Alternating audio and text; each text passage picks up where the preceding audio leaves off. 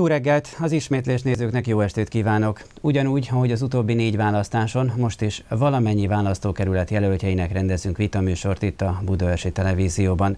És már nem csak a kábelhálózaton, hanem az interneten is, a bvtv.hu oldalon online élőben lehet nézni a műsorunkat. Akár táblagépről, akár laptopról, akár okostelefonról. Szóval kísérjék figyelemmel a vitákat. Most az 1-es számú választókerület jelöltjei ülnek itt a stúdióban, ez az út és az Odvashegy környéke, délről a Szabadságút, keletről a Kisfaludi, a Mátravölgyi és a Fátyol utca, nyugatról pedig a Szüret utca határolja. Ebben a választókerületben 5 jelölt közül lehet választani, 5-en szeretnék megszerezni a képviselőséget, ABC sorrendben írtuk fel a nevüket. Bakó Krisztina, a Budaörs Fejlődésért Egyesület jelöltje, Császárné Kollár Tíme a Jobbik, jelöltje Ipacs Zsolt függetlenként indul, Kalmár Melinda ugyancsak független jelölt, és Löffler Dávid a Fidesz-KDNP jelöltje. Valamennyien itt vannak a stúdióban, a megszólalási sorrendet kisorsoltuk, ezek alapján beszélnek majd a jelöltek, legalábbis az első körben. Az első kör egy bemutatkozással kezdődik, aztán pedig vitával folytatódik majd a műsor. Minden képviselőjelöltnek összesen 10 perce van, hogy részt vegyen a műsorban, minden megszólalásnál fogy majd az ideje természetesen. Kezdődjék akkor a bemutatkozás. Kalmár Melinda az első, aki kiváltotta ezt a lehetőséget egy filmmel, amit természetesen az idő keretének a terhére vetítünk le. Ismerjük meg tehát Kalmár Melindát.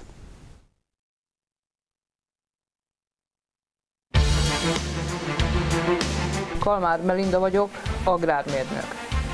Számos civil szervezet munkájában részt vettem, az Odvashegyi öntevékeny csoportot én hívtam életre.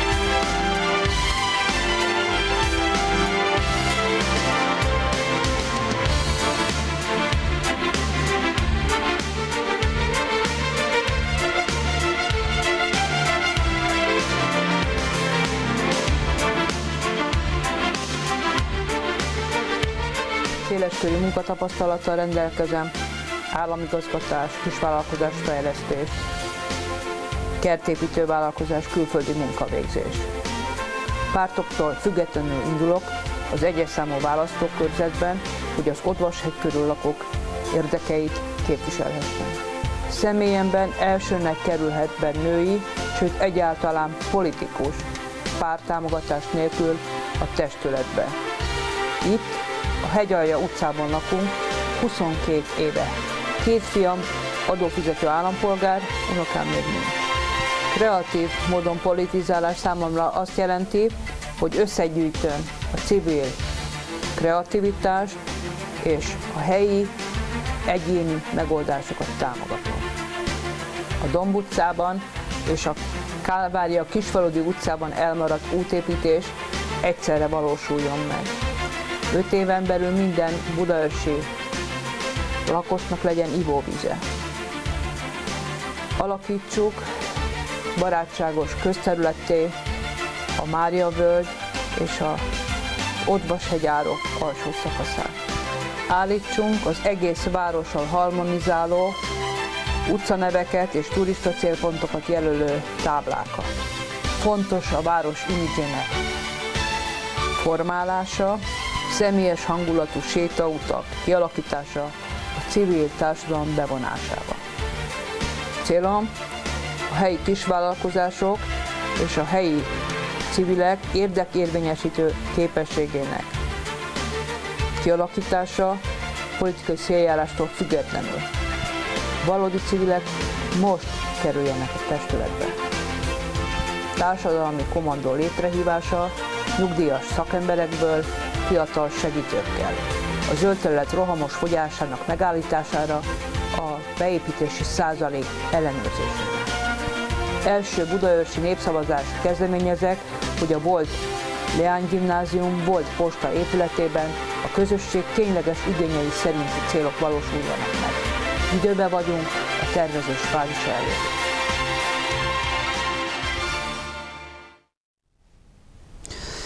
Kalmár Melindát ismerhettük meg tehát, folytatjuk tovább a bemutatkozást a kisorsolt sorrendben. Ipacs Zsolt független jelölt következik, ő is egy film segítségével mondja el gondolatait. Lássuk!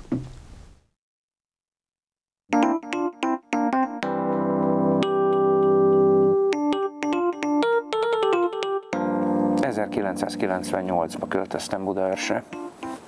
Egy igen romos házikót vettem meg, és láttam benne azt a szépséget, amiért érdemes vele foglalkozni. 1883-ban épült a kis pincém, és talán ez lett ami megihletett, hogy borász leszek.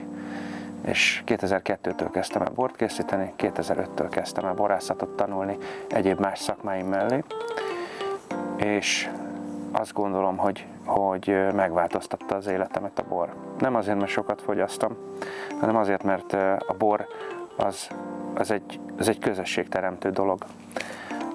Az nagyon fontos eleme annak, hogy emberek össze tudjanak jönni, és egymással őszintén tudjanak beszélni. Igen, egy pohár bor kell ahhoz, hogy az emberek megnyíljanak egymáshoz. És azt gondolom, hogy a munkám mentén nem csak az adott esetben jól sikerült boraim az érdem, hanem az, hogy rengeteg ember találkozott nálam, vagy a munkám mentén üzleteket kötöttek, vagy akár barátságok és szerelmek születtek. Ez nagyon fontos dolog. A ritkán lakott területeken a közbiztonságot elég nehéz megteremteni, mivel a hegy felől szoktak általában besétálni a betörők, és ezt elég nehéz kamerákkal megoldani, hiszen nem lehet az egész Odvashegyet bekamerázni, és ebben az esetben pedig a közterületek hiába vannak kamerával ellátva. Tehát én azt gondolom, hogy igen kreatív megoldásokkal kell meglepni őket ahhoz, hogy ne legyen kedvük a budaörsieket molesztálni. Néhány éve felütötte a fejét ez a probléma, hogy nem nagyon lehet megállni a városba. És ennek több megközelítése van. Az egyik az, hogy környező településekről ide bejárnak autóval, és innen mennek tovább esetleg tömegközlekedéssel. Én azt gondolom, hogy a probléma nem innen fakad. A probléma onnan fakad, hogy nem jól vannak megtervezve a közterületek, és kevés parkolóhely van. Hozzám elég sok ember jár, és hogyha jönnek 6-8-an autóval, akkor az már olyan parkolási problémát okoz, hogy adott esetben a szomszédaim szólnak, hogy elfoglaljuk a parkolóhelyet. Ezt megfordíthatjuk úgy is, hogy bárkihez jön egy család egy születésnapot megünnepelni, és ez már konfliktust eredményez a szomszédokkal. Azért, mert nincs elég parkolóhely tervezve. És ezt én azt gondolom, hogy nem parkolóórákkal, meg fizető parkolással lehet megoldani, hanem észszerű közterülettervezéssel. Érdemes végig gondolni azt, hogy a kisvállalkozásoknak mennyi esélye van Budaörsön, vagy egyáltalán az országban. Én azt látom, hogy a trend az nem a kisvállalkozásoknak kedvez. Egy apró példa az, hogy mondjuk a Kálvária téren nem lehetett megállni hosszú éveken keresztül, az 3 évenbe telt, hogy elintézzem, hogy 3 parkolóhely legyen a házam előtt. Csak vállalkozóként végig gondolva, mennyi esélye van egy helyi kisvállalkozásnak, ahol nem lehet megállni kocsival, és mennyi esélye van egy multinacionális cégnek, akinek több hektáros parkolója van. A közterületek megtervezését minden esetben úgy kell elkészíteni, hogy a tervezőknek a helyi igényeket fel kell mérni, és a helyi adottságokat figyelembe kell venni. Nem a tervekhez kell a környezetet igazítani, hanem a terveket a környezethez. Ez nagyon fontos. Azt gondolom, hogy azok a közterületek, amik összefognak társaságokat, azok nem a gyökerei a drognak, hanem pont az ellenkezője. Nagyon fontos, hogy a gyerekek jól érezzék magukat a közösségben, nagyon fontos, hogy rendszeres programok legyenek a városba. Tehát, hogy ne impulzusszerűen legyenek nagy fesztiválok, hanem legyen hely, ahova le lehet menni, ahol igényes, naprakész, a mostani fiatalok ízlésének megfelelő kultúra van. És ezt azt gondolom, hogy olyanoknak kell eldönteni, akik ebben benne élnek valamilyen szinten. Tehát azok az emberek, akik nem élnek együtt a fiatalokkal, nem valószínű, hogy meg tudják mondani azt, hogy a fiataloknak mire van most szükségük. Igen, legyenek Budaörsön trendi koncertek, amik most mennek. Ez nagyon fontos. A fiatalságnak fontos azért, hogy itt tartsuk a fiatalokat, azért, hogy a szemünk előtt legyenek a fiatalok, és úgy szórakozzanak, hogy azért valami kontroll legyen rajtuk. Én azt gondolom, hogy ez a legmelegebb és korlátozó hozzáállás a fiatalok felneveléséhez. A vita az egyszerűen csak nézetkülönbség.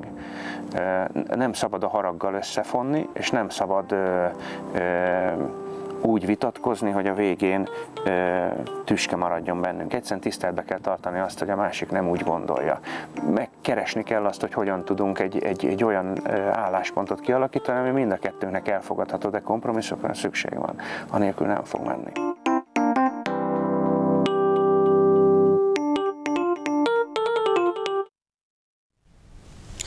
Ipad Zsoltot és gondolatait ismerhettük meg tehát. Folytatjuk tovább a sort, a bemutatkozást, most már élőben itt a stúdióban.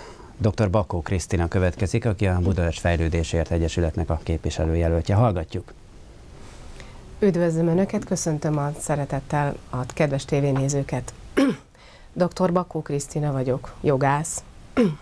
Több mint 10 éven keresztül foglalkoztam ingatlan beruházásokkal.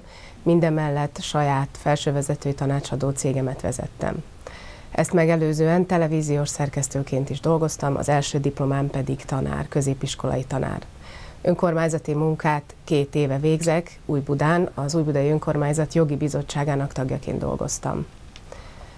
45 éves vagyok, 2 csodálatos fiam van, 20 éve élek házasságban. Az idősebbik fiam, 18 éves, most fog érettségizni az I. és Gyula gimnáziumban, ugyanott, ahová a kisebbik fiam is jár. Mindannyian itt lakunk az 1-es számú választókerületben. A fiaim, családom 4. budaörsi generációját képviselik már. Az 1-es számú választókerület az otthonunk, ugyanaz, ahol az édesanyám is él, ahol a rokonaim egy része is él, és ahol a nagyszüleim háza helyén áll ma a önkormányzat, a Városháza épület komplexuma. Úgyhogy gyerekkoromból én még emlékszem arra, amikor a nagyszüleim háza mellett álló közkútról vittük kannában gyalog föl a vizet az Odvashegy oldalába, ahol az édesapám ezt a különleges, illatos budaörsi barackot termesztette. Emlékszem gyerekkoromból, hogy milyen volt ez a falu, álmos, és milyen ma. Emlékszem arra a fantasztikus fejlődésre, arra a robbanásszerű átalakulásra, ami azzá tette ezt a várost, ami ma az ország legfejlettebb településévé. Ezért különös megtiszteltetésnek tartom, és nagyon örülök annak, hogy ennek a fejlődésnek a motorja és a vezetője, Vittinghoff Tamás polgármester úr engem találta legalkalmasabbnak arra, hogy a Budaörs Fejlődésért Egyesület színeiben az 1-es számú választókerület jelöltjeként induljak el ebben a nemes versengésben, és amennyiben a kedves választók megtisztelnek majd a bizalmukkal, akkor a Budaörs Fejlődésért Egyesület sokszínű csapatában dolgozhassam majd ezért a városért. Köszönöm. Köszönjük szépen, folytatjuk tovább a sort. Császárné Kollár Tímea következik, a Jobbik képviselőjelöltje. Hallgatjuk. Tisztelettel és szeretettel köszöntöm a kedves tévénézőket. Hát mit mondhatnék, aki figyeli a Budaörs TV adásait hosszú évek óta, igen sokszor találkozhatott már velem. Ami változott az, hogy egy évvel én is idősebb lettem. 44 éves vagyok, 2 gyermekem van, Kincső és Kolos, magam is a választókerületben élek. Polgári foglalkozásomat tekintve politikai szerepvállalásom előtt könyvtárosként dolgoztam az Országos Széchenyi Könyvtárban, főiskolai és egyetemi tanulmányaimat Szegeden végeztem. Ahol én lakom, ott régen mi szánkoztunk, amikor gyermek voltam. Fejlődés vagy nem fejlődés, most viszont elugrunk a 90-nel lefelé közlekedő gépjárművek elől. Én azt gondolom, hogy gyermekkoromban ez egy sokkal élhetőbb település volt. Nyilván nem vagyunk fejlődés ellenesek, de azt gondoljuk, hogy a fejlődésnek való határt kell szabni. Meg kell határozni azt, hogy meddig kisváros az, ahol élünk, és honnan egy kicsike nagyváros. Mi kisvárosban szeretnénk élni. Köszönöm szépen. Köszönöm szépen. Következik Löffler Dávid, aki a Fidesz és a KDNP közös képviselőjelöltje. Hallgatjuk. Köszöntöm a nézőket. Löffler Dávid vagyok, a Fidesz-KDNP képviselőjelöltje. 26 éves vagyok, születésem óta Budaörsön élek családommal. Végzettségem szerint informatikus vagyok. Jelenleg a lakóközösségi információszolgáltató iroda munkatársaként dolgozom, szervezéssel foglalkozom. Társadalmi munkában hosszú évek óta aktív tagja vagyok több budaörsi civil szervezetnek. Többek között alapító tagja vagyok a Budaörsi Fiatalok Egyesületének is. 2006 óta tagja vagyok a Budaörsi Fidelitasnak, és barátaimmal együtt megalapítottuk a helyi Ifjúsági Kereszténydemokrata Szövetséget. Az elmúlt 2 évben a Budaörsi Pénzügyi Bizottság tagja lehettem, így betekintést nyerhettem Budaörs város önkormányzatának működésébe. Pár szót szeretnék szólni a programomról. Programom elsősorban a családok védelmére, kényelmére és a tudatos fejlesztésre épül. Kiemelten fontosnak tartom a Frank-hegy ügyét. Úgy gondolom, hogy a vízellátás megoldható most már a gerincvezetékek kiépítésével és a nyomásfokozó gépház felállításával. Nagyon sok lakossal beszéltem, akik ezt kérték tőlem, hogy minél előbb vízhez szeretnének jutni. Úgy gondolom, hogy ha a frankhegyi vízellátás megvalósul, akkor a hegyvidék további részei is elérhető lesz a víz. Ezen felül fontosnak tartom a közbiztonság növelését. Ezt újabb térfigyelő kamerák kihelyezésével szeretném elérni, és a közvilágítás növelésével. Ezen felül további járőröket és a polgárőrség növelésével szeretném elérni a közbiztonságot. Ezen felül a lakosok kényelmére a helyi kisbuszjáratot szeretném kiterjeszteni a körzet távolabb fekvő részébe is, segítve ezzel a fiatalok iskolába járását és az idősek közlekedését a városban. Úgy gondolom, hogy a parkolás egyre nagyobb probléma a Városháza környékén. Jelentős problémát jelent a Vackor-óvodába érkező szülők számára a reggeli parkolás, ezért úgy gondolom, hogy az önkormányzati mélygarást bővíteni kell, és újabb felszíni parkolóhelyeket kell kialakítani. Úgy gondolom, hogy kormánypárti képviselőjelöltként programom megvalósítható és finanszírozható. Köszönöm. Löffler Dávid, köszönjük szépen. Most vitával folytatódik a műsor, de előtte gyorsan megmutatjuk, és el is mondom, hogy kinek mennyi ideje van még. Kalmár Melinda 6 perc 41 másodperc, Ipacs Zsolt 5 perc 21 másodperc, Bakó Krisztina 7 perc és 59 másodperc, Császárné Kollár Tímea 9 perc és 7 másodperc, Löffler Dávid pedig 7 perc és 47 másodperc. Ahogy a korábbi műsorokban is megszokott volt, most is az ülésrend szerinti első jelölt tesz fel egy kérdést vagy vet fel egy témát, amire tetszőleges sorrendben bárki reagálhat, természetesen a saját időkeretének a terhére. Vitassuk meg közös ügyeinket, miről beszéljünk elsőként. Megkérdezem kedves képviselőtársaimat, hogy mit tettek ezért a 2400 emberért önzetlenül, és mit szeretnének az elkövetkező 5 évben. Vázolják fel, nagyon kérem, hogy hogyan kívánják áthidalni azt a szakadékot, ami a civil társadalom és a helyhatóság legalsó szintje között egyre tágulnak érzékelek. Köszönjük szépen. Ki az, aki szeretne erre reagálni? Várjuk a jelentkezéseket. Tehát civil társadalom, és hogy ki mit tett a környezetért. Császárné Kollár Tímea, öné a szó, hallgatjuk. Köszönöm szépen a szót. Rövid bemutatkozásomban ugyan nem beszéltem róla, de feltételezem, hogy a nézők tudják. 4 éve vagyok önkormányzati képviselő a Budaörsi Képviselőtestületben. Nyilván ezt nem civilként teszem, mi magunkról nem állítjuk, hogy függetlenek vagyunk, nem vagyunk azok, én sem vagyok azok. Az jobbikos politikus vagyok, és Pest megyét is irányítom jobbikos elnökként. Ettől függetlenül tenni lehet, és kell is a környezetünkért. Nagyon jó példa erre, 4 évvel ezelőtt bekerülésem utáni első előterjesztésem a Domb utca rendbehozatala volt. Én elsősorban a járdára gondoltam akkor és most is, hogy ne legyen ott a középső lenti szakaszon egy részen járdahiány, főképpen a babakocsival, rollerrel, biciklivel közlekedő gyermekek miatt, hogy ezt hidaljuk át, ezt 4 év alatt nem sikerült megvalósítani, pedig a határozati javaslatomat a testület elfogadta. Ez csak egy példa volt, én mégis válaszolnék a másik részére, mert fontosnak tartom a civil társadalom és politika felvetett kérdését. Szakadékot hogyan lehet áthidalni.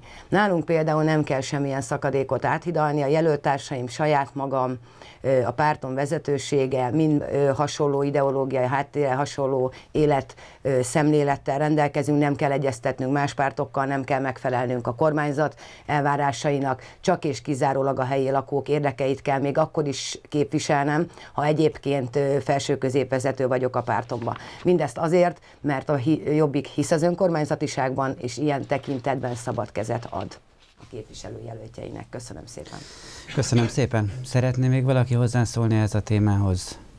Ha nem, akkor hallgatjuk Kalmár Melinda reakcióját, vagy hogy mit gondol mindenről. Hát azt gondolom, hogy jó lett volna, ha válaszolnák a többiek is, mert ennél fontosabb kérdést én nem tudok föltenni. Úgy gondolom, hogy ez egyúttal is egy bizonyítvány is volt, hogy ezt a fontos kérdést passzolták. El szeretném mondani azt a kérdésfeltevést, amit a beszélgetések során tapasztaltam, amikor egy intelligens hölgy megkérdezte tőlem, hogy kit képviselek. Annyira megdöbbentem a kérdés feltevésén, természetesen azt mondtam, hogy 2400 embert szeretnék képviselni. Pártot képviselek? Nem képviselek pártot. Nem képviselhetek pártot. Igazából az én fogalmaim szerint a párt igazából egy országos ügyek eldöntésére szolgáló dolog. A helyi ügyeket az lenne a jó, ha már nem befolyásolná. Ennyi? Igen, ennyi. Köszönjük szépen. Folytatjuk tovább akkor a sort. Most azt kérjük Ipacs Zsolttól, hogy tegyen fel egy kérdést, vessen fel egy témát, hogy miről beszéljünk a következő percekben. Löffler Dávidot kérdezném, hogy olvastam a szlogent, hogy lendületbe hozzuk Budaörsöt, ez mit jelent? És hogy eddig miért nem hozták lendületbe, hogyha úgy gondolják, hogy nem volt abban? Köszönöm. Természetesen nincs kötelező válaszadás, de ha kíván rá reagálni, hiszen megszólítatott, akkor megadjuk a lehetőséget. Löffler Dávidé a szó. Köszönöm a kérdést. Én úgy gondolom, hogy a Frankhegyi részben hatalmas lendület potenciál van.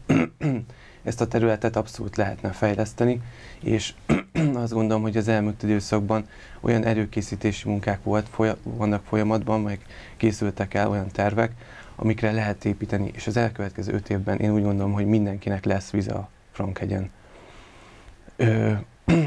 Azt gondolom, hogy ezzel is lendületbe tudjuk hozni Budaörsöt, és a hegyvidéki részt lendületbe tudjuk hozni.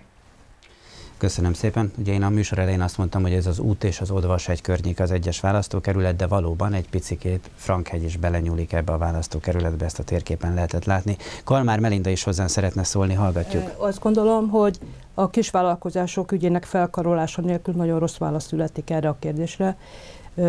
Minden erővel meg kellene a képviselőnek ezt az állóvizet mozgatnia. Az 5 év következik, amikor rendkívül apró, de jelentős lépéseket lehet tenni, strukturálisan át lehet a gondolkozását, a képviselő gondolkozását állítani, megtalálni azokat az új utakat, amivel ez a társadalom, ez a közösség, ez a 2400 ember végre önmagára ébred. Tehát amikor az a célom, hogy az ott lakó embereknek az önbizalma erősödjön, a helyhez kötése erősödjön, és így módon saját otthonának érezze. És a politika ne felette menjen el, hanem érte menjen. Köszönöm. Köszönjük szépen. Bakó Krisztina is szeretne még ehhez hozzászólni, megadjuk a lehetőséget, hallgatjuk. Köszönöm szépen. A lendületbe hozzuk Budaörsöt szlogen, ez valóban egy nagyon pozitívnek hangzó szlogen. Én arra szeretném kérni a kedves nézőket és a televízió készülékek előtt, hogy picit menjünk ennek a szónak a tartalmába, kicsit gondoljunk mögé, hogy pontosan mit is jelent egy lendület. Ennek a településnek a lendülete ez nem megállt, hanem 24 évvel ezelőtt indult el. Ez a fejlődés, ami Budaörsön megtörtént, az lassan negyedszázados. Ez a lendület olyan erős, hogy a 24 év alatt folyamatos fejlődést produkált. A mutatókat, hogyha ismerik jelöltársaim, bizonyára vannak köztük olyanok, akik utána olvastak hozzám hasonlóan, akinek meg nem sikerült ezt megtenni, annak szeretnék pár dolgot megvilágítani. Lendület nélküli helyzetben nem fordulhatna az elő, hogy a vállalkozások száma az utóbbi években folyamatosan növekszik, még a válságot követő időszakban sem csökkent a betelepülő vállalkozások száma. Nem, a lendület nélküli helyzetben nem fordulhatna elő az, ami Budaörsön egyébként tény, hogy országos viszonylatban az egyfőre eső helyi iparüzési adóbevétel itt a legmagasabb a városok között. Ez egy olyan lendület, ami képes volt azt elérni, hogy a Budaörs egészen egyedülálló módon az országban, ismételten egyedülálló módon olyan gazdasági alapokon áll, amely folyamatos fejlődést tesz számára lehetővé, a bevételeinek jó része nem függ, vagy csak nagyon kis mértékben függ külső forrásoktól. Ez a lendület odáig juttatta Budaörsöt, hogy a KSH, tehát a Központi Statisztikai Hivatal méréseinek eredményeképpen számos mutató tekintetében az első Budaörs Magyarország a legfejlettebb települése. Gyakorlatilag ez úgy néz ki, mintha egy létre a legfelső fokán állunk. Szeretném megkérni a kedves nézőket és a jelenlévőket is, hogy játszanak el azzal a gondolattal, mi történik akkor, hogyha a létre a legfelső fokán áll valaki, és azt lendületbe hozzuk. Köszönöm szépen. Köszönjük szépen. Kalmár Melinda ismét jelentkezett, aztán adom tovább is a szót, de most elsőként Kalmár Melinda. Hát úgy gondolom, hogy leesik a létráról, ha túl nagy lendületet képzel, ami nincsen. Én nem akarom az eddig elért eredményeket csökkenteni, de hát a mutatók azok, amikor az ember körbejár a területen, ezekben az utcákban, akkor olyan kerítésekkel találkozik, ahol nincs postaláda és nincs csengő, mert a bizalmatlanság olyan szintjére jutottak egyesek, hogy nem bíznak senkiben. Ezt a bizalmat kellene létre a lengetés helyett igazából megerősíteni. Ennélkül nincsen jövőnk. Ennélkül szétesik a lakókörzet, szétesik a város, hiába vagyunk az elsők mutatókban, hogyha a közérzete, a szomszéd megismerés, a gazdag-szegény viszony, tehát a gazdagok és a szegények végre kezdjék egymást tisztelni. Most már van arra idő, most már alkalmazkodtunk Európához, aki nem az elhullott, de kemény alkalmazkodás volt, most már mindenki megtalálja a maga kis lehetőségeit, most már ismerjük meg a szomszédunkat, szeressük a szomszédunkat, szeressünk, ahol lakunk, és ne politikai szlogenek, meg létrák legyenek a lendületek. Köszönjük szépen. Császárné Kollár téma is jelentkezett. Köszönöm szépen a szót. Igen, a tökéletesség, fejlettség, mutatók, grafikonok, ezek mind csodaszépek, mint ahogy a látványberuházások is, ha esztétikailag nem is biztos valakinek tetszik, de azért ne felejtsük el, hogy milyen méltatlan körülmények között maradtak itt 20 éveken keresztül, például az Árpád utcában tanuló gyermekek. Hogy idén jutottunk el oda, egyik képviselőtársammal nagyon próbáltuk, amennyire tudtuk gyorsítani a folyamatokat, hogy ne a mellékhelységen az udvarra kelljen kimenniük. Ha ezt összehasonlítjuk a Városháza épületével, összehasonlítjuk az egyes számú általános iskolával, én nyugodtan merem mondani, hogy bármilyen grafikonokat mutogathattak volna, és fejlettségi szintet magyarázhattak volna ezeknek a gyermekeknek, és a szüleiknek joggal kérdezik meg, hogy mitől vagyunk mi a legfejlettebb város, amikor a saját hátrányos helyzetű gyermekeinket nem tudjuk méltóképpen elhelyezni. Erre 2014-ig kellett várni. Még egy Frankhegy kérdése, csapadékvízelvezetés, víznélküliség, ezt itt már többen ugye jelezték előttem. Mindig azt mondjuk, hogy erre nincs pénz, arra nincs pénz. Nagyon szívesen megnézném én magam is összesítésben, hogy azt a több 100 milliárd forintot, ami beérkezett Budaörsre az elmúlt 24 év során, milyen arányban mire költötték el, természetesen meg lehet nézni, lehet mutogatni csodapalotákat, lehet mutogatni nagy épületeket, de amíg ilyen nem apróságok, mintha vízhez jutás, és a sérültebb gyermekeknek az elhelyezése, és a tanáraik munkakörülményei úgy vannak, ahogy még mindig vannak, akkor itt fejlődésről, meg lépcsőről ne beszéljünk. Köszönöm. Úgy látom, ez egy jó téma volt. Igyekszem jelentkezés sorrendjében megadni a szót. Ipad Zsolt tette föl egyébként a kérdést, de most már ő is jelentkezett, úgyhogy hallgatjuk. Köszönöm szépen. Én azt gondolom, hogy nincs közélet Budaörsön, már olyan szempontból, vagy kulturális élet. Tehát vannak fesztiválok, mondjuk egy évben 2-szer különböző programokkal, és utána csönd van. Tehát nincs hely, ahova az ember elmehet, nincs normális, rendszeres ilyenfajta kulturális élete a városnak, és én azt gondolom, hogy nem impulzusszerűen kellene elkölteni pénzt ilyen dolgokra. És ehhez még hozzátenném, ugye, hogy néhány beruházás, ami megvalósul, az irreálisan magas összegből valósul meg, és utána nem állja az idő próbáját. Nem feltétlen városi dolog, de mondjuk a Kőhegyi kápolna, amit viszonylag nagy összegből megvalósult, fajlagosan, nagyon magas négyzetméter áron létrehozott kis kápolna, ami 10 év után gyakorlatilag életveszélyes lett, és kis ilyen bontásra lett ítélve. Ez hogy fordulhat elő? És ráadásul a hívők adományaiból nagy részben. Ezekre azért én várnék magyarázatot, ha lehet. Igen, köszönöm. Ugye elsőként közadakozásból épült, és a második menetben újult meg közpénzből. Adom tovább a szót, Löffler Dávidé. Köszönöm szépen a szót. Úgy gondolom, hogy ha a körzetet nézzük, akkor a lendületben hozás az mindenképpen a Frankhegyre, és a Frankhegy után a következő lépcső a hegyvidék felsőszállás, alsószállás közművesítése.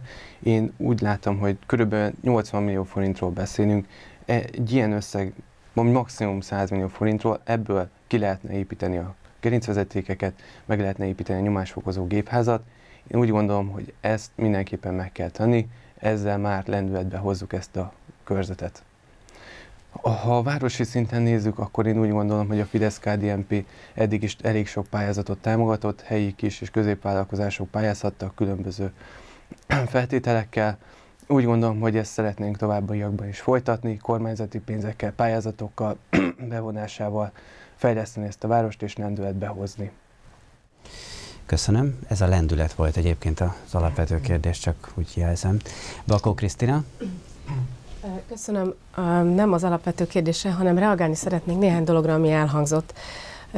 Mindenek előtt jelöltársam rendre a Frankhegyet emlegeti a lendülettel összefüggésben, és most elhangzott itt néhány szám.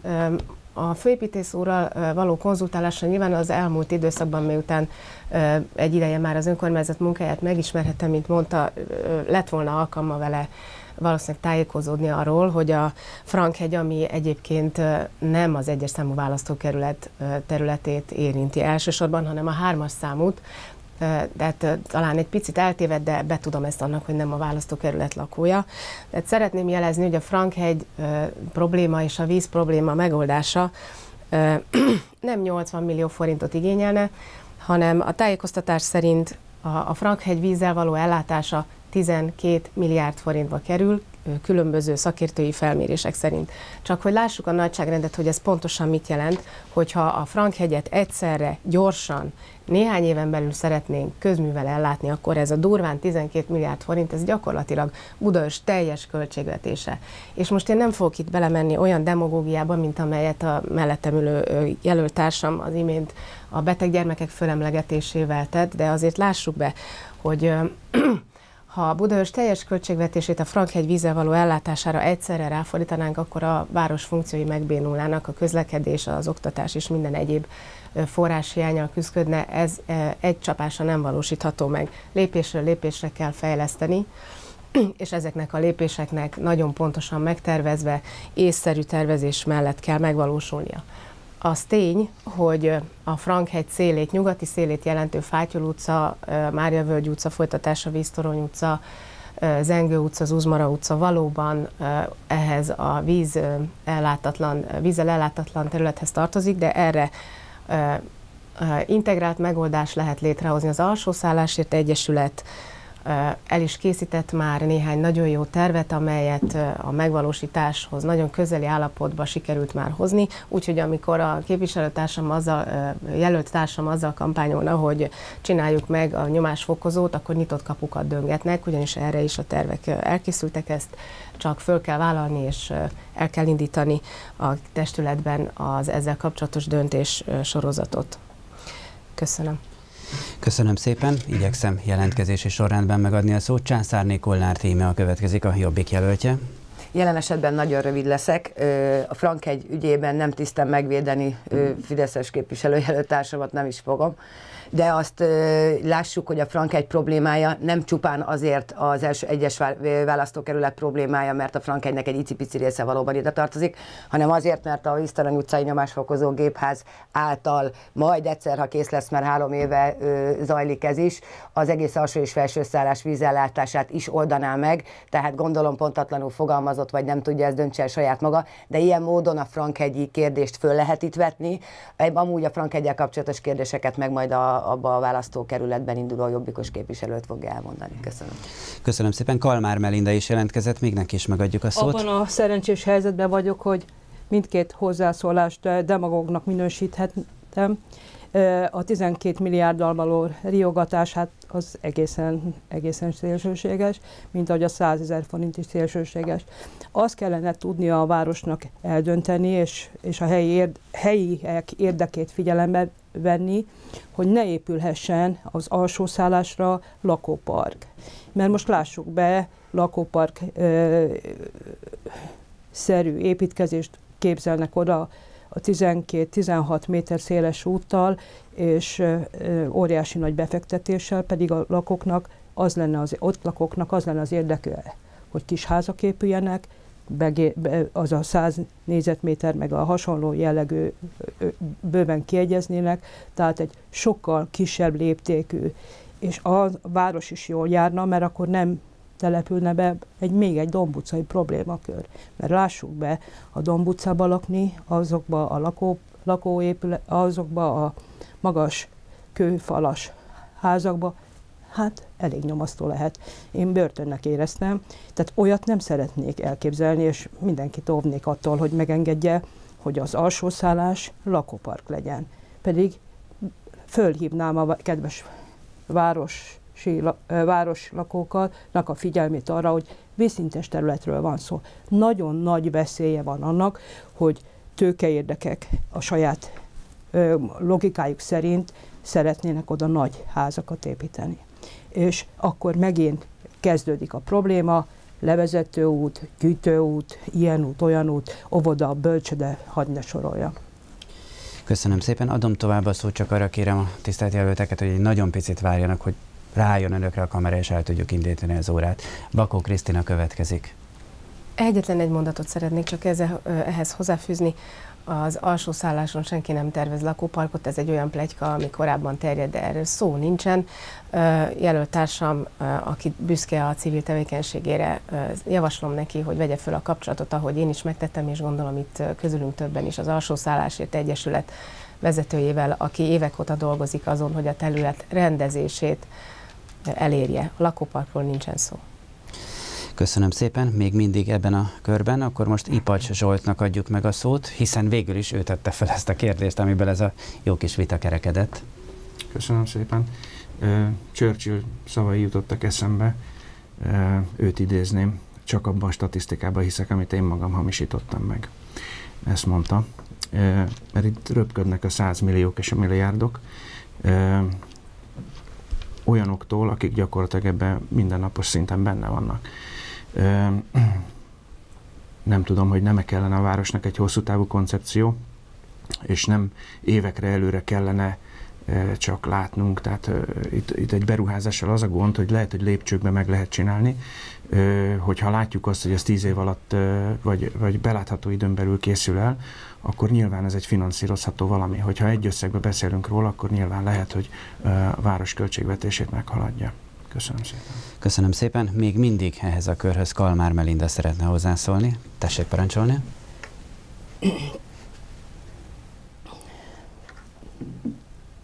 Tehát én igen büszke vagyok a civil tevékenységemre, és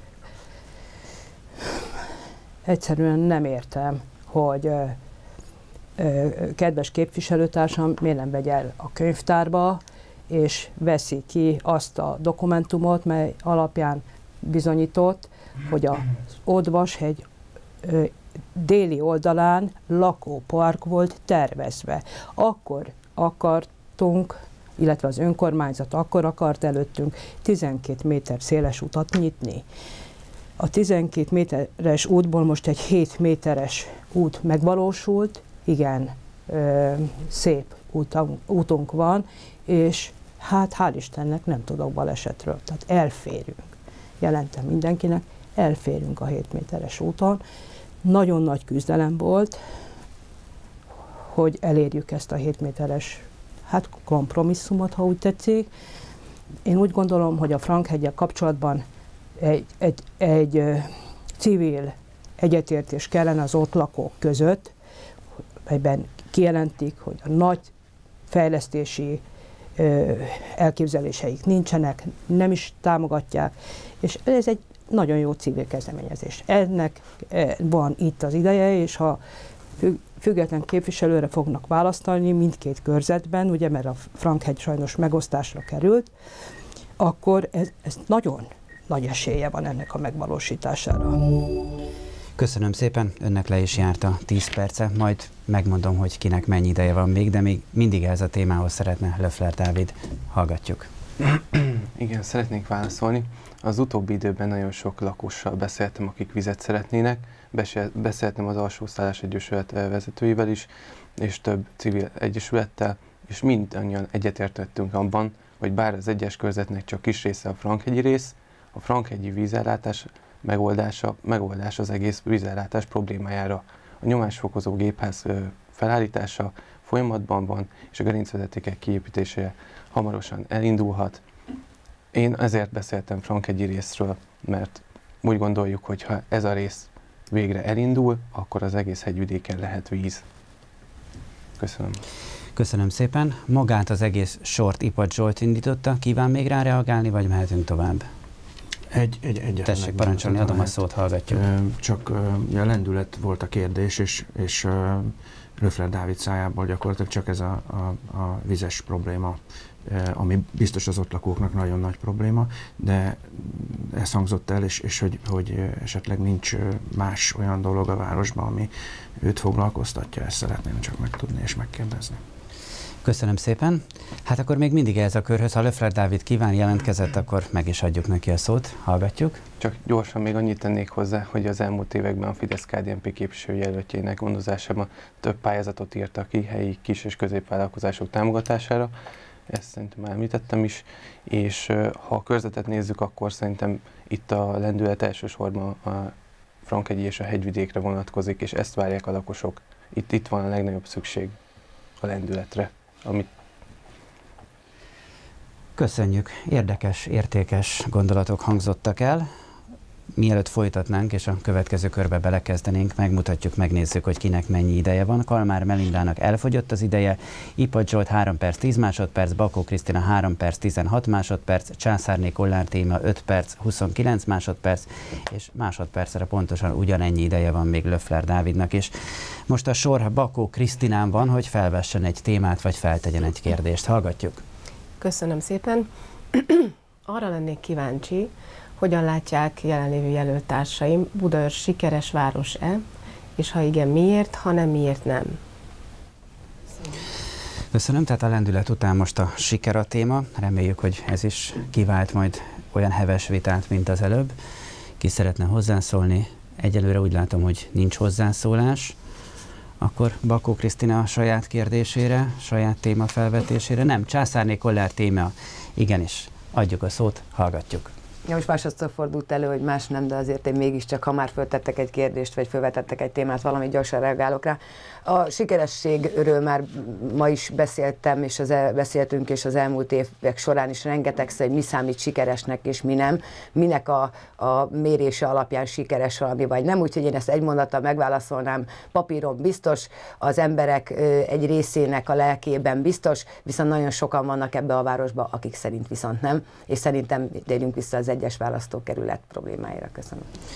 Köszönöm szépen, sikerhez, ha nincs több, akkor Bakó Krisztinának várjuk a reagálását. Én nagyon köszönöm a jelöltársamnak, hogy a mérés szót kiejtette a száján, ugyanis létezik egy mérés, ami nemrégiben készült, a város sikeressége, illetve a várossal táplált érzések kapcsolatával. Ebből teljesen tökéletesen lehet látni.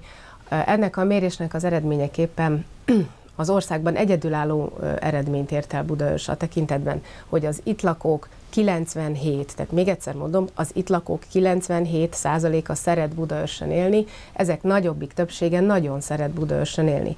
Tehát az, ami korábban az vita előző körében elhangzott, hogy nem jó itt lakni, és hogy börtönben érzi magát valaki, abban az utcában, ahol egyébként magam is lakom, és nagyon-nagyon szeretek, nem is mennék el sehová innen, annyira szeretek ott élni, ezzel a véleménnyel nem vagyok egyedül, sőt, úgy tűnik, hogy a budaörsiek elenyésző százaléka, mindössze 3%-a gondolja úgy, hogy Budaörsön nem jó élni. Úgy tűnik, hogy akkor ezek szerint a jelöltársaim ehhez az elenyésző 3%-hoz tartoznak, és nem a nagy többséget képviselik véleményét tekintetében.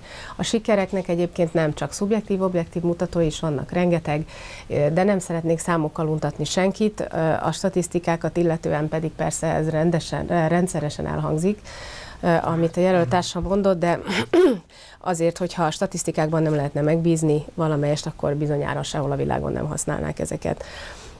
Sikerekhez nagyon sok minden tartoznak, gazdasági és közérzeti kérdések is.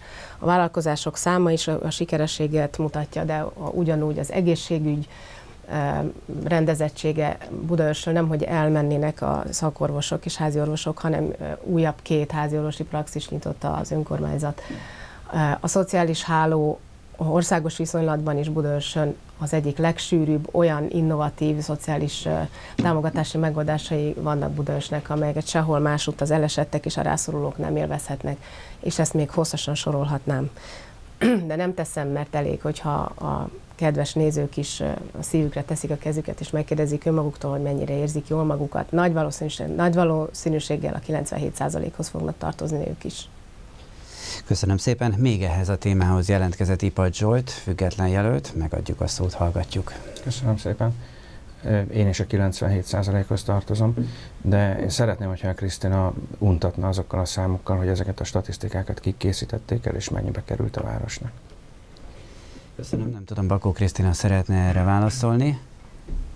Köszönöm, ez nem az én tisztem erre válaszolni, mert nem én készítettem a statisztikát, de hogyha érdeklik önt a számok, akkor a Budaörs város honlapján hozzáférhetőek az adatok. Szerintem így a vita után is, de még az esetleges megválasztás előtt érdemes a város ügyeiben és a számadataiban tájékozódni.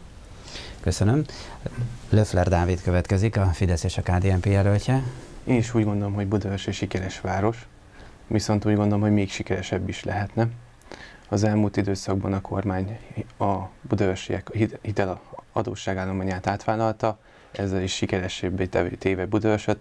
Remélem, hogy a következő időszakban is kapunk kormányzati segítséget, és továbbra is sikeresek maradhatunk. Köszönöm. Köszönöm szépen. Kezdhetünk egy következő kört? Akkor nem kell elmondanom az időt. Akkor Császárné Kollár témája a lehetőség, vessen fel egy témát, vagy kérdezzen valamit. Köszönöm szépen. Tehát, mint jeleztem, vissza az 1-es számú választókerületre, ahol élünk, és amivel foglalkoznunk kéne itt most zömmel. Én egy kérdést szeretnék föltenni, illetve 2 tulajdonképpen egymáshoz is valamilyen módon kapcsolódik. Az önkormányzat épülete ugye 2002-2006 közötti ciklusban lett azzá, ami, akkor építették, nyilván akkor volt a tervezési időszak és a többi. Budaörsi Fejlődésért Egyesület 10 mostani jelöltje közül 5 ott ült abban a testületben, és meg szeretném kérdezni jelöltársamnak a véleményét arról, hogy látja, hogy hogyan dönthettek egy olyan önkormányzatépület felépítése mellett pozitívan, ahol előre látni lehetett, hogy mekkora gondot fog okozni, és milyen élhetetlen szituációkat okoz majd a környéken lakóknak a rendkívül kevés parkolóhely maga, és óriási, akár felesleges terek, mondhatjuk, hogy szemből, hogyha nézzük az önkormányzatot, az egy igen felesleges tér az oszlopokkal, bizonyos birodalmak építkezése itt a hanyatlás előtt jellemzi egyébként, de jobb lett volna, hogyha ezt úgy oldják meg, hogy több lesz a parkolóhely, és a kis utcákban is tudnak élni az emberek. Ez az egyik. És ugyancsak ehhez szeretném kapcsolódóan feltenni azt a Lidl telkeknek a kérdését, amiről még mai napon sem beszéltünk, és egyébként is hát bombázzák információkkal a közvéleményt és az ott lakókat.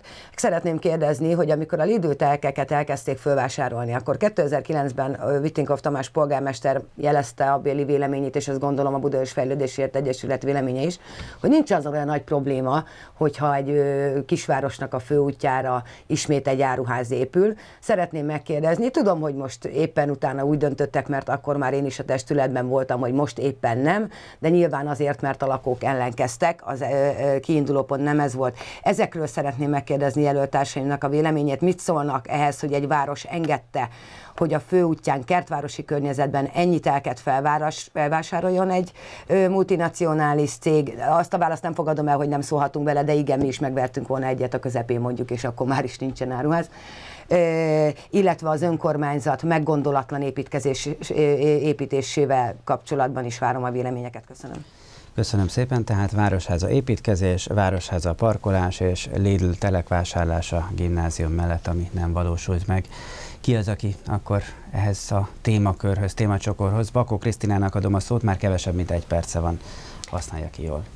Igen, akkor nagyon gyors leszek. Először is a Lidl áruház meg nem építése, az nem is értem, hogy kerül ide, ez egy nem létező áruház, nem létező probléma. Úgy tűnik, hogy a önkormányzat működésében nagyon más belekapaszkodni valót nem talál jelöltársam, és egy fantomáruház fantom problémáját szeretné erre az asztalra kitenni, úgyhogy inkább térjünk át arra a problémára, ami az 1-es számú választókerületben valóban probléma. Ugyanis az 1-es számú választókerület különleges a tekintetben, hogy itt található a város intézményeinek, nagy forgalmat generáló intézményeinek jó része, nem csak az önkormányzat az, amely átmenő forgalmat generál ide, hanem itt található az I.S. Gyula gimnázium, a rendőrség, az ügyészség is, és a bíróság is, tehát ide nem csak az önkormányzat miatt jönnek sokan, hanem az egyéb intézményeket is látogatják. A parkolási helyzet megoldását természetesen nem lehet félretenni. Erre tudomásom szerint van 2 darab koncepció, mind a 2 koncepcióterv alapján lehetne parkolási rendeletet hozni. Egyetlen egy kérdésem maradt csupán ezzel kapcsolatban, nem igazán értem, hogy az a testület, amelyben a képviselőjelölt társam is az elmúlt 4 évet töltötte, miért nem rendezte a rendelkezésre álló koncepciók szerint. Ez már rájuk tartozik, hogy ezt miért nem csinálták meg, majd erről nyilván fog néhány szót szólni. Köszönöm. Mi is köszönjük szépen, akkor még mindig parkolás. Igen, Löffler Dávidnak adom meg először a szót. Úgy gondolom, hogy az önkormányzati mélygarázs bővítésével és újabb felszíni parkolóhelyek kialakításával lehetne valamelyest segíteni a városháza környékén kialakult parkolási helyzettel. Itt külön probléma a Vackor óvodába érkezők szülők parkolása. Őket rendszeresen kint rendőrök megbüntetik, azért mert nem tudnak szabályosan leparkolni, viszont a kisgyermekeket nem akarják messziről bevinni az épületbe. Ezzel mindenképpen szeretnénk valamit változtatni. Ugyanakkor a főúton való parkolásnak szerintem az egyik problémája, hogy sokan a lakosok föntről lejönnek a buszmegállóba autóval, és az autóikat valahol a környéken helyezik el, ilyen P+R parkolóként használva a főút környékét. Ezt, ha kisbusz esetleg kiválthatná, ha egy helyi kisbuszjárattal le tudnának jönni a főútra, és onnan a város meg tudná közelíteni a BKV buszjáratokkal. Továbbá a főúton a parkolást esetleg a Budaörs kártyával lehetne szabályozni, hogy a más településekről ideérkezők és az autóikat itt parkolókat ki tudjuk szűrni, viszont lehetőséget adjunk az itt helyben vásárlóknak is a parkolásra. Köszönöm. Köszönöm szépen. Császár Nikolár Tíme a következő megszólaló. Nagyon gyors leszek, mert fogy az idő.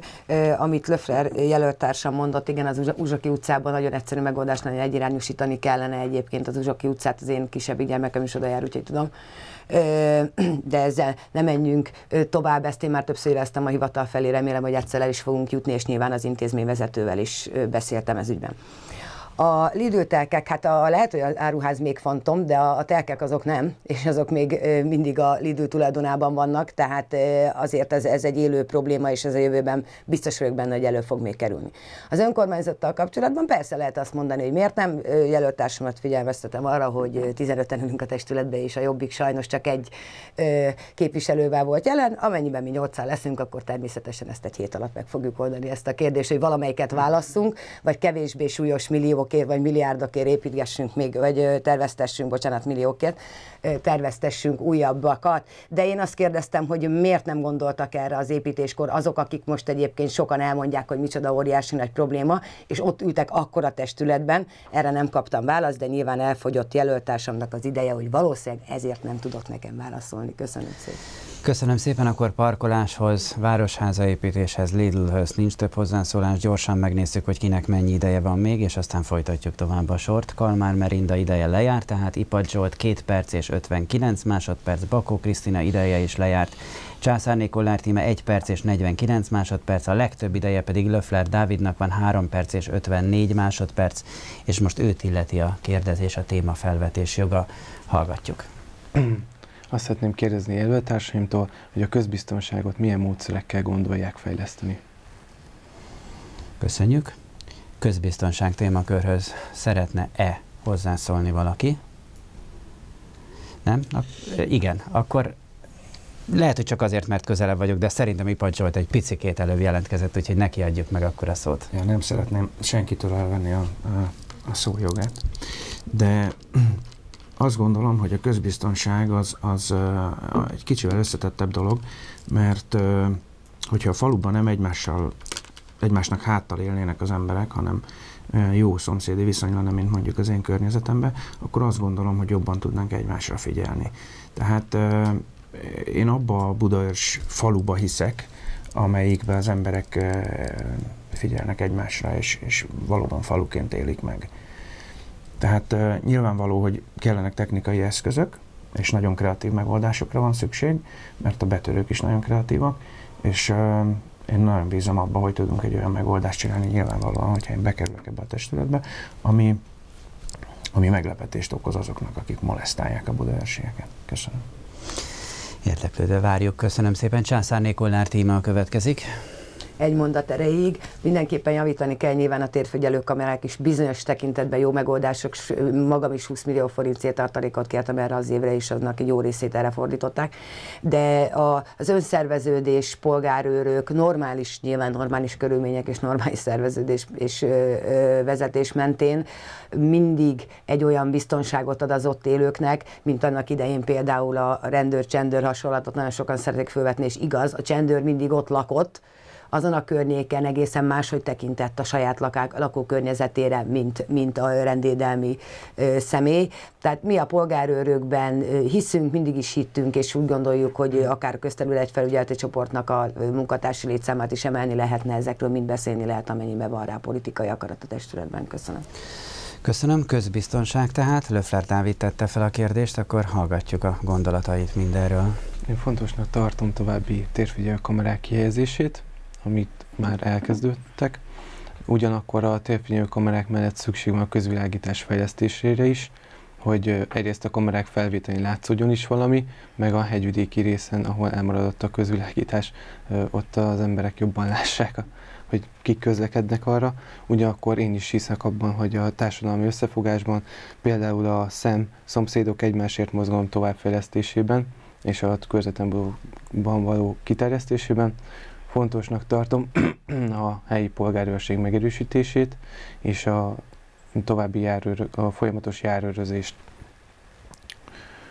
És szeretnék egy központi számot minden lakos figyelmébe ajánlani, amivel közvetlenül a polgárőröket tudják fölhívni, bármilyen gyanús eseményt észlelésüket elküldhetik, és ezáltal gyorsabban tudunk reagálni. Köszönöm szépen, de akkor most nem mondja el ezt a számot. Nem, oké. Véget ért akkor ez a kör, mivel Kalmár Melindának már elfogyott az ideje, így most ismét Ipad Zsoltot kérjük, hogy vessen fel egy témát. Van még mindenkinek néhány másodperce, van akinek még percek. Miről beszéljünk, vagy zárja le a saját gondolatait. Öné a lehetőség, hallgatjuk. Köszönöm szépen. Hát a parkolási probléma az azt hiszem, hogy elég komoly, és az észszerű közterülettervezést azt még egyszer hangoztatnám, hogy koncepció nélkül nem lehet ilyen problémákat megoldani. És Tíme a szavaival teljesen egyetértek, hogy az önkormányzatot és olyan objektumokat hoz létre a városvezetés, amik nincsenek kiszolgálva parkolóhellyel. Ez egy új dolog, hogy az emberek autóval járnak. Ráadásul egy családban mondjuk ideális esetben 2 autó van, tehát hogy az nyilván valahol meg fog állni, és ki fognak szállni belőle, meg egy csomó mindent fognak csinálni. Tehát, hogy én azt gondolom, hogy a városnak és a mostani vezetésnek az egyik legnagyobb hibája az, hogy nincs koncepció. Semmilyen hosszú távra mutató koncepció nincsen. A kőhegyi építési szabályozás is egy nagyon jó példa, hogy egyszer palotákat építünk, egyszer pedig sufnikat. És hogy mi a koncepció mögötte, az nem derül ki számomra. Köszönöm szépen. Köszönöm. Igazából témát nem vetett föl, vagy kérdést, amire reagálhatnának a képviselők, mert gondoltam, ha elhasználja az idejét, akkor rendben van, de most mégis kérem szépen, hogy valami irányvonalat adjon, miről beszéljünk. Felmerült az, hogy ilyen falusi pletyka, hogy parkolóórákat szeretnének, illetve ezzel szeretnék megoldani a parkolást. Én a magam részéről nem szeretnék bírságot fizetni azért, mert épp nincs nálam valamilyen budaörskártya, vagy valami engem igazoló dokumentum, mert tulajdonképpen én ingyen parkolhatnék, vagy bármilyen. Azt gondolom, hogy a problémának a tovább bonyolításáról van szó, és nem pedig a megoldásáról. Tímea és Dávid benne vannak a testületben. Őket kérdezném akkor, hogy ez mi a véleményük erről, és milyen megoldást látnak erre. Köszönöm szépen, bár kötelességem elmondani, hogy Löffler Dávid egyelőre nem tagja még a képviselőtestületnek. Bizottsági tag, de a testületnek nem tagja. Oké, tehát akkor parkolás ügyben lesz-e fizető parkolás, lesz-e óra, hogyan játszik ebbe bele esetleg a budaörskártya? Szóval ezzel kapcsolatban Löffler Dávid, hallgatjuk. Jelenleg még nincs budaörskártya, viszont a kártya ez egy teljesen elektronikus kártya lesz, tehát akár rendszámot is hozzá lehet majd kötni, nem hiszem, hogy folyamatosan nálunk kell, hogy legyen. Ugyanakkor azt sem tartom fontosnak, hogy a Budaörs egész területén fizetős parkolás legyen, sőt, egyáltalán ne legyen fizetős parkolás, maximum a főúton azt is csak abban az esetben, hogyha nem budaörsi lakosok veszik igénybe, és hosszú távon hagyják itt az autóikat, mert a másik városból jönnek ide, és rendszeresen parkolónak használják. Ezzel ellehetetlenítve a helyi vállalkozókat, mint ahogy Zsolt is mondta, hogy a vállalkozásának problémát jelent a parkolás. Nem hiszem, hogy örülne, hogyha Török Bálintra mondjuk pont előttük parkolálnak napi szinten, és itt hagynák az autóikat, és innen mennének be a városba. Ezért tartom fontosnak egy ilyen kártya működtetését, ami elektronikus kártya lenne, rendszámot hozzá lehetne rendelni, semmi kényelmetlenséggel nem járna, és valószínűleg csak a főútra kéne ezt kiterjeszteni, mert ott problémás a parkolás egyelőre Budaörsön. Köszönöm szépen. Sajnálom, hogy én most nem kérdezhetek, pedig higgyék el, sok témához sok minden kérdésem lenne. Császárné Kollár Tímea. Nézem az időmet, Budaörs a budaörsieké, a budaörsi parkolóhelyek is legyenek a budaörsieké. Mi eddig is ezt képviseltük a testületben, ezek után is ezt fogjuk. Nyilván, hogy mit tudunk vele tenni, az a mindenkori többségtől függ, de köszönöm szépen Zsoltnak a kérdést, teljesen egyetértek. Köszönöm. Ipadt Zsolt, kíván-e mindezekre reagálni? Hallgatjuk. Löffler Dávidot kérdezném még mindig, hogy ugye elhangzott a Fidesztől valamikor a sörreletét karton méretű adóbevallás és a bürokrácia csökkentése, hogy ez a lendületbehozás, ez egy hasonló kampányfogás, mint ami ezek voltak, mert én azt láttam, hogy a bürokrácia az rettenetesen nagyot nőtt az elmúlt években, és a sörreletét karton mérete is bazi nagy lett. Köszönöm szépen, 10 másodperce maradt még, és tulajdonképpen ez egy olyan kör volt, ahol ön volt a témafelvető. Mivel Bakó Krisztinának elfogyott az ideje, most Császárné Kollár téma következik majd. Gyorsan azért megmutatjuk még, hogy kinek mennyi ideje van, már nagyon közelítünk a műsor vége felé. Tehát Ipad Zsoltnak ugye 10 másodperce, Császárné Kollár témának 51 másodperce, Löffler Dávidnak pedig 1 perc és 47 másodperce. És akkor a szabályok szerint most Császárné Kollár témát illeti a megszólalás lehetősége, hogy felvette egy újabb témát, vagy lezárja a beszélgetést, az az ő dolga. Hallgatjuk. Alapvetően dr. Bakó Krisztina képviselőjelöltársamtól szerettem volna kérdezni valamit, de egy igen-nem válasz is nekem megfelelő. Erre van-e lehetőség a 0,00 megmaradt idővel, mert azért mégiscsak fölteszem. A tavaszi országgyűlési választásokon Dabas központú Pest megye 11-es választókerületében indult az Együtt PM képvisel, illetve ott, mint a baloldali összefogás, meg liberális mindenkivel jelöltjeként. És akkor ott Zábrácki László barátom, az ottani jobbikos jelölt kihívta őt egy beszélgetésre, tulajdonképpen egy hasonló jellegűre, mint itt most, ahogy ülünk. És hát közölte, hogy az Együtt PM politikusai jobbikos kezdeményezésben alapvetően sem a parlament falai között, sem azokon kívül politikusaink nem fognak részt venni. De azt szeretném megkérdezni, hogy én értem a mérőfokadó gyűlöletet, bár nem értek vele egyet, de hogy ezt, hogy most már itt indul Budaörsön, így már ez gondolom nem fontos. Tehát amennyiben én kezdeményezek mondjuk a választókerületbe bármi olyasmit, ami az ott élőknek jó, akkor gondolom nem ideológiai alapon fogja azt mondani, hogy ő velem nem ül levitázni, vagy ha bejut a testületbe, nem fogja támogatni a járda folyamatossá tételét, mert mi velünk így ebben a formában nem óhajtanak együttműködni. Köszönöm. Köszönöm, Bakó Krisztinának lejárt az ideje. Egy bólogatást azt megengedünk, az a játékszabályok szerint. Egy valamilyen bólogatást. A kérdés olyan összetett volt, hogy nem tudom, hogy... Szót nem tudok adni. Akkor bocsánatot kérek, akkor... Tehát hajlandó-e a kezdeményezésekben részt venni, holott ugye azt jelölte, hogy igennel bólogatott. Igen, köszönöm. Az álláspontok megváltozott egyébként, nem tudom. Bocsánat, de eltelt az ideje. Elnézését kérem, de betartjuk ezt. És egyébként Zábrácki Lászlót legyőztem a választókerületben, azt azért Löffler Dávidnak adom meg a szót, ő következik most. Önnek van még a legtöbb ideje. Felvethet egy témát, de tulajdonképpen én sok értelmét nem látom, mert hogy egyetlen egy jelöltársának van ideje 10 másodperce Ipad Zsoltnak. Én azt javaslom, hogy zárjuk le ezt a beszélgetést. Sok minden elhangzott itt sikerről, lendületről, parkolásról, vízellátásról, kisbuszról, Budaörs kártyáról. Zárjuk le. Hallgatjuk. Köszönöm, hát nem akarok magamnak kérdezni, de azért azt még fel akartam vetni, hogy hogyan lehetne rendbe tenni az elhanyagolt ingatlanokat, ezt azt hiszem Kolmár Melinda kérdezte. Nekünk van egy olyan elképzelésünk, hogy kiírunk egy pályázatot, amire a helyi lakosok tudnak pályázni, homlokzatfelújításra, kertrendbetételre, akár külső-belső felújításokra, és ezzel az ilyen elhanyagoltabb ingatlanokat mondjuk egy éves szinten akár csak egy 5-10 millió forintról beszélünk, és 150 000 forintokra lehet pályázni, ezzel is segítve az elhanyagolt ingatlanok felújítását. Én köszönöm, akkor más kérdés, mert nem tennék föl, és azt szeretném kérni, hogy támogassák a Fidesz-KDNP jelöltjeit, hogy tudjuk folytatni az eddig elkezdett munkát. Köszönöm. Köszönöm szépen. Ipad Zsoltnak van még 10 másodperce. Kívánja ezt kihasználni? Persze, természetesen. Hallgatjuk. Köszönöm szépen. Én azt gondolom, hogy így választásokkor egy kicsit föl vannak korbácsolva a kedélyek, és ilyenkor sajnálom a választópolgárokat, meg magamat is, mert ki vagyok téve ennek az állandó bombázásnak. Szavazzanak, akire szívük szerint tudnak. Köszönöm szépen. És akkor a játékszabályok szerint meg kell adnom a szót Löffler Dávidnak. Nagyjából 1 perce van még, és akár kérdezhetek is, hiszen említettem mondjuk a kisbusz vonalának bővítését, vagy új kisbuszjárat indítását, merre felé, hogyan tervezi ezt, vagy beszélt a parkolásról, Budaörs kártyával kapcsolatban. Ezekkel kapcsolatban is szívesen hallanák a gondolatait, ha kíván ezekre reagálni. Nem szeretném csak magamat hallatni, úgyhogy részemről átadom a szót.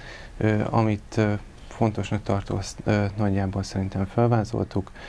Kérem, hogy támogassanak a szavazatukkal, hogy folytathassuk az eddig elkezdett munkát. Köszönöm szépen. Köszönöm szépen. Hölgyeim, uraim, köszönöm, hogy részt vettek a műsorban. A bvtv.hu oldalon ez bármikor visszanézhető. A jövő hét folyamán többször is ismételjük majd a műsort, elsőként hétfőn este.